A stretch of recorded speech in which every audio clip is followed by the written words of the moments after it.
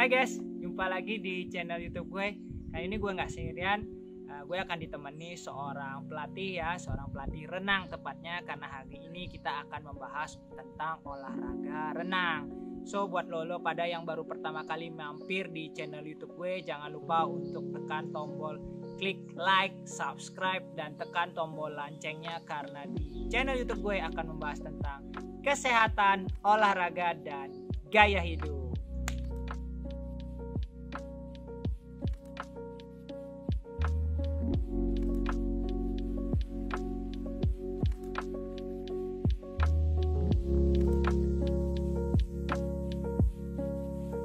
Halo semuanya, nama saya Hendrik Januara Diputra.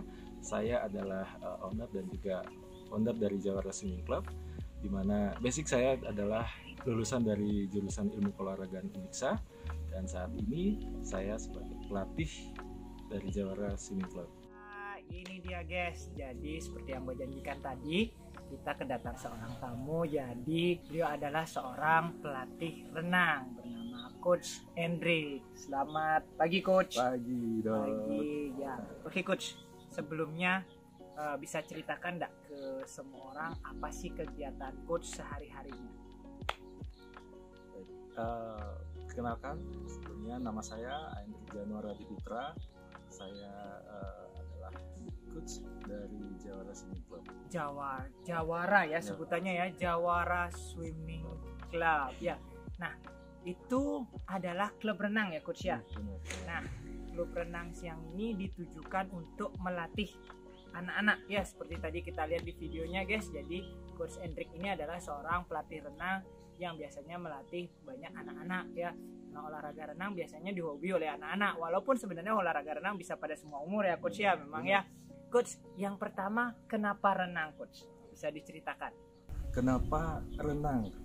Jadi salah satu mungkin sekarang ini adalah olahraga yang populer buat orang-orang, terutama buat anak-anak seperti dokter bilang. Jadi menurut riset nih, dan juga memang dari teori yang sudah saya pelajari dan memang sudah ada di literatur yang sudah ada, jadi olahraga renang itu adalah olahraga yang bisa melatih ke seluruh badan, seluruh tubuh kita. Melatih seluruh tubuh ya. Baik dari pernafasan, gerakan tangan, gerakan kaki, dan yang terpenting adalah koordinasi antara kaki, tangan, dan nafas. Jadi semua otot kena ya, semua otot, kemudian semua, bahkan tulang pun juga sama kena, semua. Jadi seluruh tubuh terkena. Nah, setelah kenapa renang, kenapa hobi melatih anak-anak Coach? Nah, ini dia.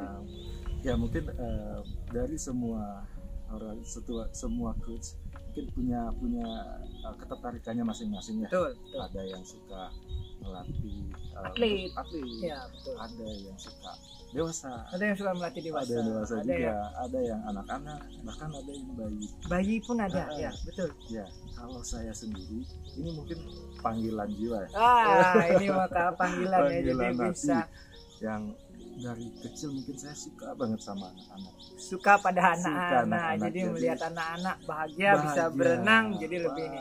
Nah, banyak orang tua yang bertanya. Yang pertama adalah umur berapa sih orang atau anak-anak atau bayi boleh belajar berenang?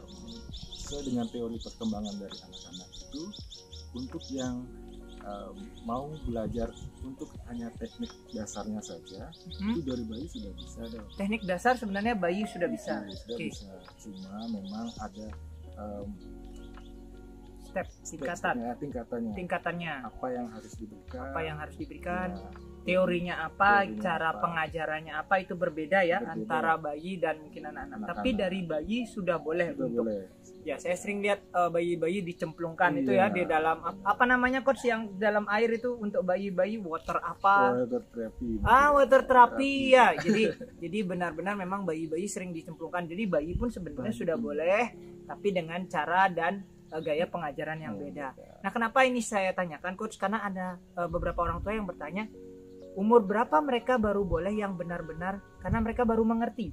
Si anak baru mengerti apa perintah, misalnya menuruti perintah apa dari pelatih, itu pasti ada anaknya yang apa ya, daya tangkapnya berbeda-beda. Nah, kalau berdasarkan ingin berlatih berenang dengan teknik yang benar misalnya, itu mulai umur berapa, Coach?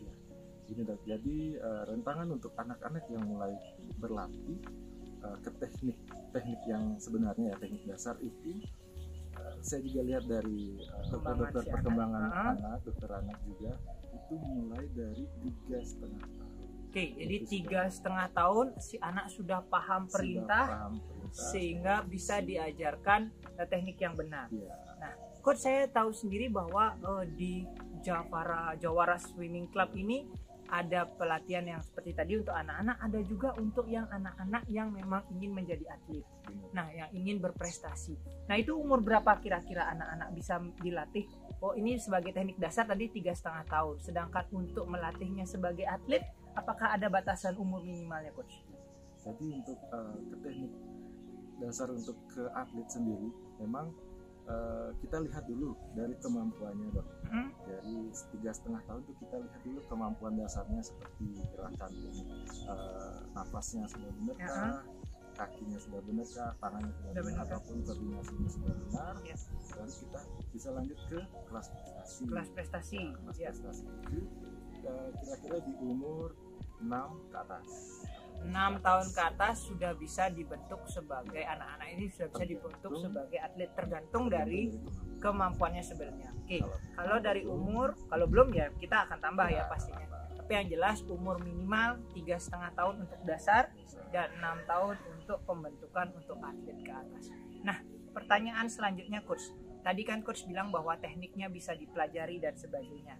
Nah, sebenarnya bagaimana cara atau ada berapa teknik sih yang harus dikuasai oleh si anak untuk dari dasar yang tidak bisa berenang sama sekali sampai dia paling tidak minimal bisa berenang, dan berapa lama? Nah, itu yang paling sering. Ya, sesuai dengan pengalaman yang saya dapatkan di lapangan juga, ada beberapa anak yang takut dengan air. Ini bener nih, kadang-kadang ada anak-anak yang takut air. Kemudian mungkin trauma ya, dulu pernah diajarinya betul, bagaimana diajarinya dengan cara yang salah yang salah. Jadi untuk di awal saya biasanya melihat untuk adaptasi anak dulu. Yang pertama adalah adaptasi si anak terhadap air. Itu yang pertama. Itu teknik paling pertama sekali yang harus dikuasai ya, betul ya, respon dia terhadap air. Apakah dia ngerasa gugup ya, happy, takut itu dan bisa sebagainya. Terus kemudian lanjut itu ke teknik nafas, Dok. Teknik nafas. Kalau kita kenal di dunia renang itu namanya teknik bobbing. Teknik bobbing. Oke. Beda dengan kita latihan di darat. Beda dengan latihan di darat. Biasanya kalau kita kan tarik nafas lewat mulut, hidung. Nah, kalau sekarang di air itu beda. Ada tarikan nafas lewat mulut, keluarnya lewat hidung. Jadi berbeda ya teknik bobbing. Setelah teknik nafas baru teknik meluncur. Teknik meluncur. Meluncur dulu itu salah satu yang bagus. Jadi kemudian teknik pengenalan air, teknik bernafas, teknik meluncur, dan terakhir baru teknik mengapung. Keempat adalah mengapung. Nah, setelah itu sudah terlewati atau sudah dikuasai oleh anak-anak. Keempat ini sudah menguasai. Ya, kemudian langsung ke teknik dasarnya kayak gerakan kaki, gerakan tangan. Kemudian koordinasi antara kaki, tangan, dan nafas. Oke. Jadi memang 3 itu guys ya. Jadi kalian harus tahu bahwa ada gerakan kaki, gerakan tangan, dan gerakan nafas yang simultan.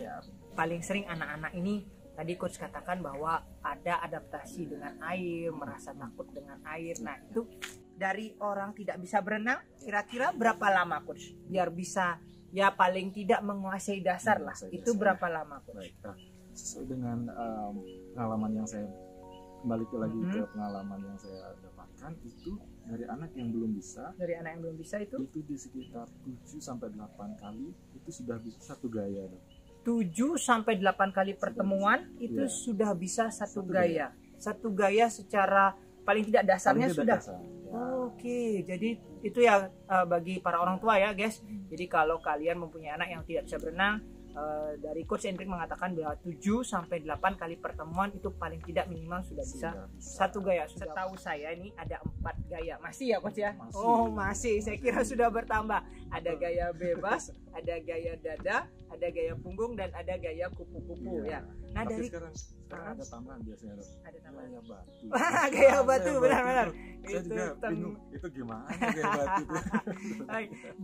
dari gaya-gaya ini coach semuanya, mana yang paling pertama biasanya coach ajarkan kepada anak-anak yang baru mulai belajar berenang? Kalau untuk gaya yang pertama kita pelajari adalah tentunya gaya bebas. Gaya bebas. Ya, gaya bebas. Kenapa coach? Kenapa gaya bebas? Karena itu seperti gaya alami kita sebagai manusia berjalan. Maksudnya coach? Kayak gini. Kalau gaya bebas kan gerakannya seperti ini ya. Kakinya pedal seperti pedal. ini ya, betul. Gerakan tangannya biasa. Gerakan tangannya juga. Sorry, kanan, Kiri, kanan, kiri. Oh, sama seperti gerakan kita berjalan. Biasanya? Setelah gaya bebas, gaya yang lain akan mengikuti.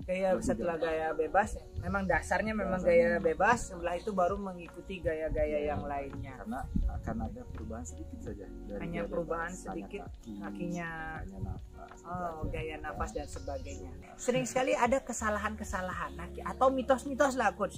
Kira-kira apa kesalahan ataupun mitos yang sering terjadi pada renang? Ya, lihat dari mitos-mitos ataupun kesalahan yang ya di dunia renang sendiri, yang paling sering adalah satu, gerakan kaki, Dok. Gerakan kaki. Orang tua biasanya tuh ngasih arahan ke anaknya ya, bukan dari saya, biasanya di pinggir kolam. Ayo kakinya digoyangkan. Kakinya digoyangkan. Atau seperti mengayuh sepeda. Seperti gitu. mengayuh sepeda. Seperti mengayuh sepeda. Padahal itu salah, Dok. Wah, itu salah ternyata. Oke. Karena kan harusnya gerakannya lurus. Kakinya harus lurus. Tidak boleh ditekuk. Tidak boleh ditekuk. Kemudian ada lagi, ada lagi, Dok. Nafas, Dok. Nafas. Itu salah satu juga. Jadi biasanya orang tua, ayo nafas. Nafasnya salah. Biasanya kan kita tariknya lewat mulut, keluarnya lewat hidung. Beda. Nariknya dari hidung, lewat mulut. Terbalik biasanya. Teknik nafasnya terbalik. Nafas salah. Ada lagi yang paling sering kok? Biasanya di gaya bebas. Ini gaya bebas. Itu ya kita bisa bilang itu gayanya gaya. Padahal itu gaya dasar ya, tapi dasar. banyak yang salah ya. Mungkin itu kayak gaya yang sudah alami ya. Seperti saya lihat di beberapa tempat itu kayak renang alam, Dok. Pernah lihat ya? Renang alam itu yang jadi yang benar-benar kepalanya muter ya. Terutama teknik kepala, padahal itu harusnya pada saat satu arah, kemudian saja. ya. Itu kan bikin capek kan jadinya. Betul, lebih lelah berenangnya, butuh banyak effort untuk energi renang. Itu tadi tentang anak-anak dan kelas berenang ya. Tapi ada pertanyaan yang bertanya begini. Ada nggak sih teknik berenang atau apapun lah tentang berenang yang berhubungan dengan kesehatan? Misalnya menyembuhkan asma, kemudian memperbaiki saraf kejepit ataupun apapun yang dikatakan sebagai tulang. Jadi di belakang itu merasa kaku ataupun apa, atau nyeri punggung ataupun apa. Ada nggak, coach? Ya, jadi saya dulu pernah, saya sedikit cerita ya, Dok. Jadi saya dulu pernah pegang orang dewasa yang umurnya sekitar 50 tahun. Itu sudah lumayan tua ya, lumayan tua. Dan juga dia memiliki asma. Memiliki asma. Dan punya kelainan di tulang belakang. Jadi nyeri di punggung. Dan dari orang tersebut bilang ke saya, salah satu olahraga yang direkomendasikan oleh dokternya adalah berenang. Ya, biasanya memang seperti itu. Jadi memang saya sudah buka juga untuk kelas terapi. Kelas terapi ada. Dan itu biasanya saya lihat kalau biasanya untuk terapi itu di pagi ke siang. Lebih karena agar sinar matahari lebih banyak. Ya memang gini ya coach ya, di dalam artian mohon maaf ini sedikit tambahan bahwa olahraga berenang ya guys ya, itu adalah salah satu olahraga yang tidak mengandalkan beban lutut. Jadi tidak menambah beban lutut, dia weight bearing, jadi latihan weight bearing, sehingga terkadang memang pada orang-orang tua mungkin memang banyak dokter yang menyarankan untuk olahraga berenang ataupun ada sesuatunya. Dan memang di Jawara Swimming Club pun ada kelas untuk untuk penyembuhan. Walaupun mungkin saat ini karena belum tahu mungkin ya jadi tidak terlalu ramai, tapi bagi kalian yang mengalami masalah-masalah dan disarankan untuk berenang oleh dokternya, untuk orang tua pun bisa di Jawara Swimming Club. Terakhir kali nih coach, untuk yang terakhirnya, kalau ada yang ingin bertanya, ingin DM ataupun ingin bertanya-tanya tentang renang, itu bisa kemana coach? Silahkan coach. Ya, jadi buat teman-teman yang mau ikut kelas di Jawara Swimming Club bisa DM langsung di bawah ini. Ada Instagramnya guys ya, ada Instagram dan juga ada kontak personnya juga ada. Terima kasih coach atas kesempatannya ya, terima kasih banyak ini atas sharing ilmunya. Mudah-mudahan makin banyak pada masyarakat ini yang aware ya dengan olahraga berenang dan makin banyak orang-orang tua yang ingin melatih renang anak-anaknya. Oke guys, demikian podcast gue hari ini bersama Coach Hendrik. Jangan lupa bila ada pertanyaan ketik di kolom komen di bawah ini, dan jangan lupa untuk like dan subscribe channel YouTube gue. Sampai jumpa di review-review gue selanjutnya dan salam sehat. Salam sehat.